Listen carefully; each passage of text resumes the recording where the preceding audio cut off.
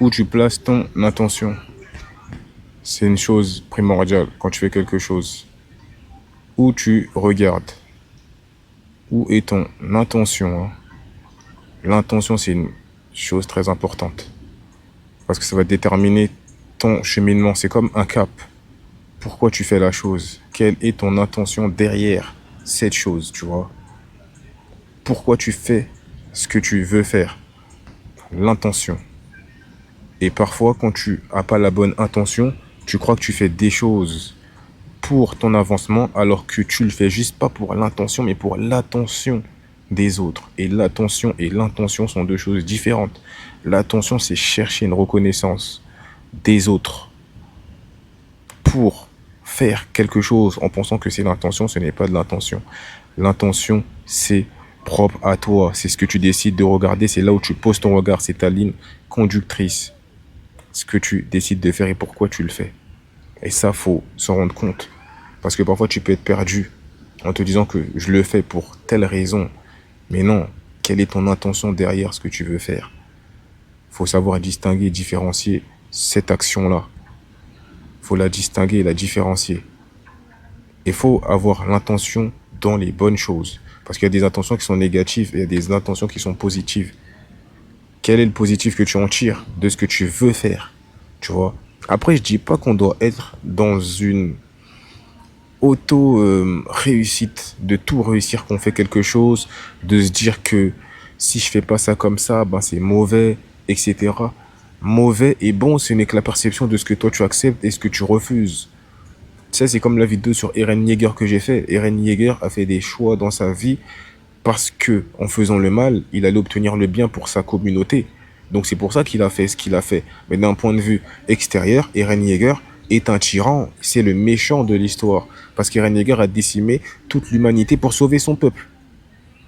Ça dépend de quel point de vue tu te places. Tu vois? Et c'est très important. La perception que tu as dans tout ce que tu fais. On n'est pas parfait. On essaye juste de faire les choses bonnes pour nous.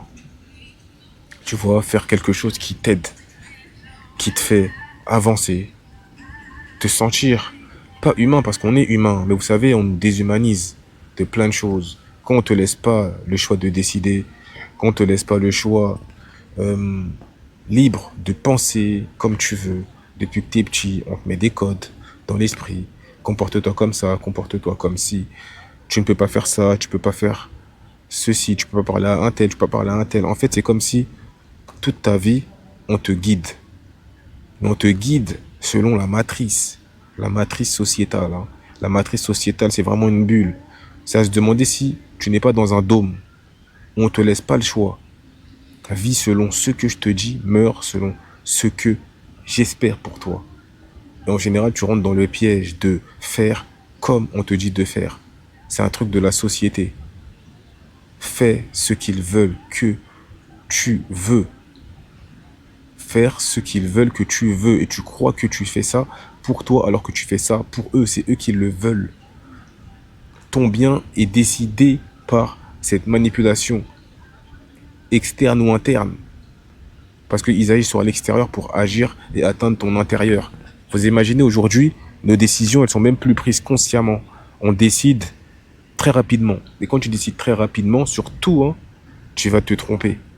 Les décisions prises rapidement, en général, hein, quand tu ne les as pas posées, tu n'as pas réfléchi un peu dessus, souvent elles sont pas bonnes. Après, si tu es en alliance avec ton intuition, si tu as déjà fait ce travail interne en toi, tu peux prendre des prises de décision assez rapides et assez bonnes pour toi. Mais en général, les prises de décision prises à la va-vite mènent souvent à des actions catastrophiques. Tu vois, ça mène à des actions catastrophiques. Tu ne t'y attendais pas, tu pensais que c'était pour ton bien alors que c'est même pas pour ton bien. Et ce que tu fais, c'est un peu débile. Je peux te dire, c'est débile. Moi, je veux te dire un truc. Une de mes voitures que j'ai perdue, c'était comment? C'est parce que manque d'entretien. Manque d'entretien. C'est comme ça que j'ai perdu ma voiture, hein. Manque d'entretien, une de mes voitures. Manque d'entretien. Ça fait que c'était quoi? C'était la vidange qu'il fallait que je fasse. Et moi, la vidange, je la faisais pas. La voiture, je la laissais souffrir. Je la laissais souffrir, souffrir. Et un jour, on utilise ma voiture. Et le moteur, il se m'a fumé et tout, dinguerie. Le moteur, il se m'a fumé, fourrière et tout. Moi, je l'ai laissé à la fourrière parce que j'avais pas de solution pour pouvoir la sortir. Et ça me demandait déjà des sommes. Je disais, ah ouais, j'avoue chaud. Je la sors ou pas? J'étais à deux doigts de la sortir. Ça demandait au début, c'était 500 euros parce qu'ils l'ont récupéré sur l'auto. C'était 500 euros. Et après, c'est passé à plus de 1500 balles. Ça fait que je me suis dit, j'étais prêt à payer si je pouvais la récupérer. Mais je pouvais pas la récupérer. Au bout d'un moment, il fallait faire un choix. Et dans ce truc-là, c'est que les prises de décision n'ont pas été rapides. Moi, au lieu de me dire que dès le premier jour, je vais chercher un mécanicien qui se déplace, etc., j'ai pas cherché à faire ça. J'ai cherché à voir s'il y avait pas un mécanicien dans les alentours. Vous voyez, les mécaniciens qui travaillent dehors. Et moi, je pouvais pas ramener un mécano de ma ville jusqu'à là-bas. Ça faisait trop loin. Ça veut dire que je cherchais dans cette ville-là, j'ai pas trouvé. La voiture, je l'ai laissé dormir, je l'ai laissé dormir. J'ai dû la laisser là-bas pendant une semaine et demie. Ce qui fait qu'au bout d'un moment, véridique, parce que je devais partir en vacances juste après. Et j'ai dû faire un choix. C'était soit la voiture, je la sors, mais je peux pas la rouler. Et je la gare quelque part, on la récupère, on la remet à la fourrière. Et ensuite, je dois repayer parce qu'en plus, hein, moi, je pensais quoi? Que la voiture, tu pouvais la laisser là-bas et tu pouvais la laisser mourir là-bas. Non, non, non. T'accumules des jours de parc.